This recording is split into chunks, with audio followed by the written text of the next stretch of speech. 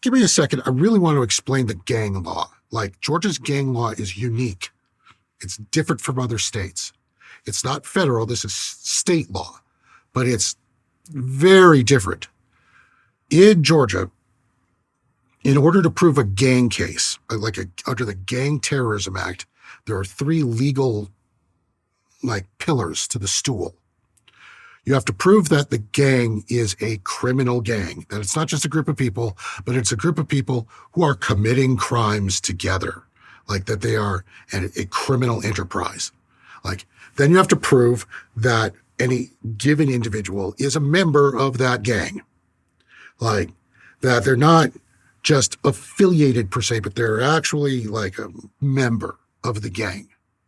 And then you have to prove that a crime that they committed wasn't just a regular crime, but a gang crime, a crime that was done because they were in the gang in order to further the interests of the gang.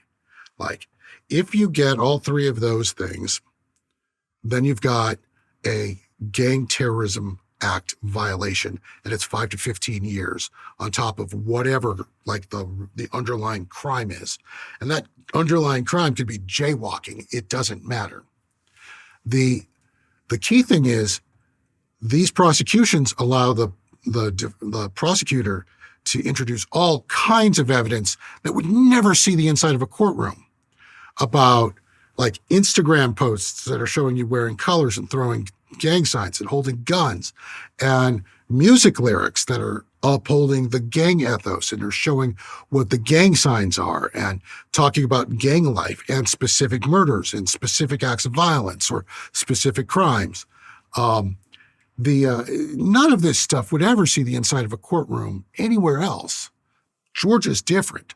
And it's a law that was written and then rewritten in 2016.